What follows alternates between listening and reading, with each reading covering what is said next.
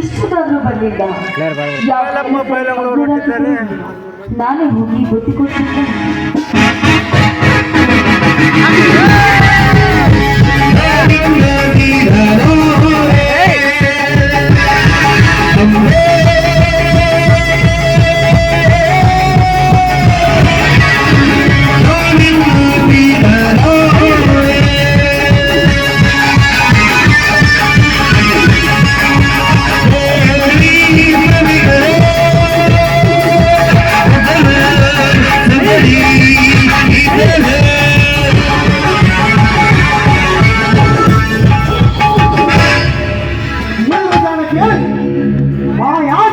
ಕಣ್ಣಿಗೆ ಮುಖ್ಯ ನನ್ನ ಮನೆಯಾಗಿ ಹೋಗತಡ ನಿನ್ನ ಸೌಂದರ್ಯ ಈ ಆಯಿಸಿ ಬಂದ ಈ ದಾರಿ ಹೋಗನಿಗೆ ನಿನ್ನ ಕೃಷಿ ಹೀರಿಸುವ ಗಂಗೆಗೆ ಆಗುವಾನೆ. ದೇವ ಎಮ್ಮೆಲೆ ದೇವರಾಜು ನನ್ನನ್ನು ನಿಲ್ಲಿಸಿದ ಕಾರಣ ಯಾಕೆ ಕಾರಣಕ್ಕೆ ನಿನಗೆ ಅರ್ಥವಾಗಲಿಲ್ಲವೇ? ಈಗ ಅರ್ಥವಾಗುವಂತ ಹೇಳ್ತೇನೆ. ಬಡತನದಲ್ಲಿ ಬಂದು ನಿನ್ನ ಈ ಸೌಂದರ್ಯ ಸುಟ್ಟು ಕರಕಲಾಗಿದೆ. ಅದಕ್ಕೆ ಈ ನಿನ್ನ ಸೌಂದರ್ಯವನ್ನು ಈ ಶ್ರೀಮಂತ ದೇವರಾಜನಿಗೆ ಅರ್ಪಿಸಿದರೆ ನಿನಗೆ ಅಡಿಯಿಂದ ಮುಡಿಯುವರಿಗೆ ಚಿನ್ನದ ಬೆಟ್ಟವನ್ನೇ ಕಟ್ಟುತ್ತೇನೆ. ಏನಂತೀಯ ಚಿನ್ನ? ಹಣದ ಮೊದಲಲ್ಲಿ ಮತದಾನದಂತೆ ನೌಕರ ಪಡೆಯುವ ಸೌಕರ್ಯ ಕಣ್ಣ ಕಂಡವರಿಗೆ ಸ್ವಲ್ಪ ಹಾಕಲಿಕ್ಕೆ ಈ ಜಾತಿಯನ್ನು ಸೂರ್ಯನ ತೆಗೆದುಕೊಂಡಿದ್ದೇನೆ. ನೀಚ ಭೂಮಿಯಲ್ಲಿ ಹುಟ್ಟಿ ಬಂದ ಕಂಡುಳ್ಳ ಗರತಿಯವನು ಕಂಡುಳ್ಳ ಗರತಿ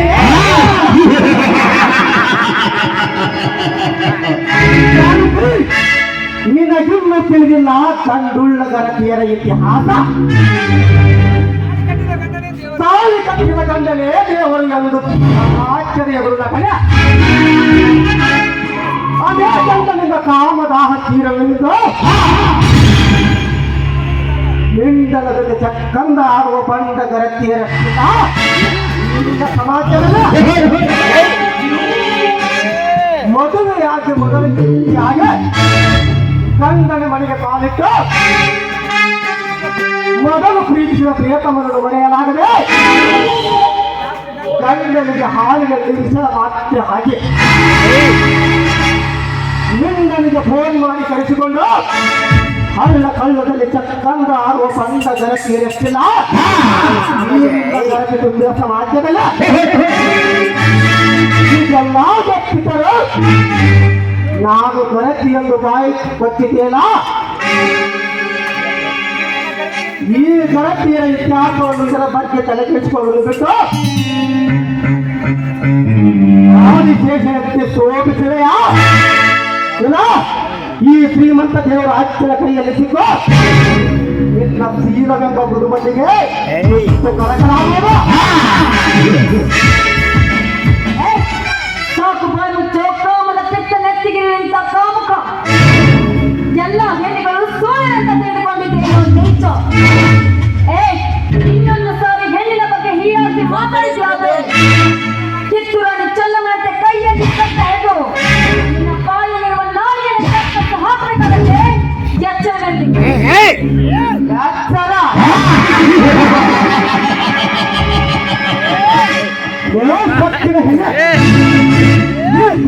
ಇಪ್ಪತ್ಮೂರು ಹಳೆಯಲ್ಲಿ ಈ ಶ್ರೀಮಂತ ದೇವರಾಜ್ಯ ಕೈ ಮಾಡಿ ಕರೆದ ಸಾಕು ಚಂದುಳ್ಳ ಚೆಲುವೆಯರು ಬಂದು ಎಲ್ಲರೂ ಹಾಕಿ ಸುಖಪಟ್ಟು ಹೋಗುತ್ತಾರೆ. ಅಂತದರಲ್ಲಿ ದೇವರ ನೀನೊಂದು ಭಿಕಾರಿ ಹೆಣ್ಣು ನನಗೆ ನನ್ನದಾಗಿ ಮಾತನಾಡಿದೆ ಎಂದರೆ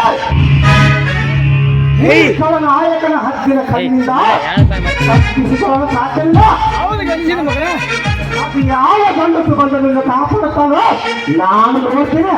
ನಾಳೆ ಚಂದುಳ್ಳ ಚೆಲುವೆ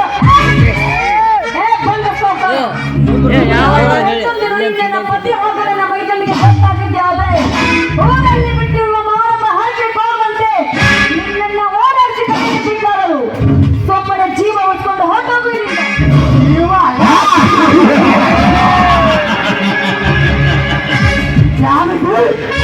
ಕುಂದ ಪುರಾಣಿ ಮನೆಯವರು ಬಂದು ನಿನ್ನನ್ನು ಕಾಪಾಡುತ್ತಾರೆ ಎಂದು ಯೋಚನೆ ತಲೆಯಲ್ಲಿದ್ದರೆ ಅದನ್ನು ಮರೆತು ಬಿಡು. ನೀನೀಗ ನನ್ನ ಬೇಟೆ ಶಿವನ ಕಣ್ಣಿಗೆ ಚಿಂತೆ ಸಿಕ್ತೋರೆ ಬೇಟೆ ಯಾರು ತಿನ್ನಲಾರದೆ ಬಿಡಲಾರದು. ಅಂದ ಹಾಗೆ ಈಗ ನನ್ನ ಬೇಟೆಗಿಲ್ಲ.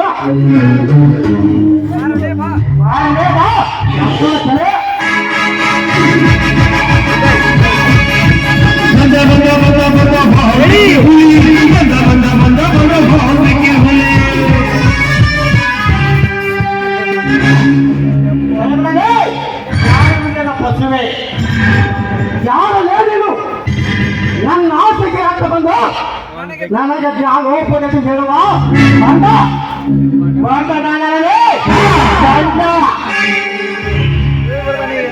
ದಟ್ಟವಾದ ಕಾಡಿನಲ್ಲಿ ಒಂದು ಒಂಟಿ ಹೆಣ್ಣಿನ ಮಾಡ ಕರೆಯಲು ಕಳ್ಳನಕ್ಕೆ ಬಂದ ಹೆಣ್ಣಿನ ದೇವರಾಜ್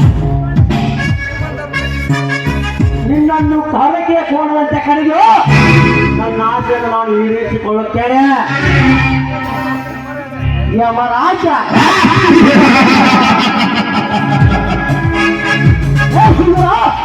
ಈ ಶ್ರೀಮಂತ ದೇವರ ಆಜ್ಞೆಯ ಮುಂದೆ ನಾನು ಶ್ರೀಮಂತ ದೇವರ ಆಜ್ಞೆಯನ್ನು ಎದುರು ಹಾಕಿಕೊಂಡರೆ ಯಮನ ಅತಿಥಿಯಾಗಿ ಎಷ್ಟೋ ಜನ ಸೂರನ್ನು ಲೋಕಕ್ಕೆ ಕಳಿಸಿದ್ದೇನೆ. ಸಿಂಧೂರ ಇಲ್ಲಿಂದ ನೀನು ಹೋಗಿ ನಿನ್ನ ಪ್ರಾಣ ಉಳಿಸಿದ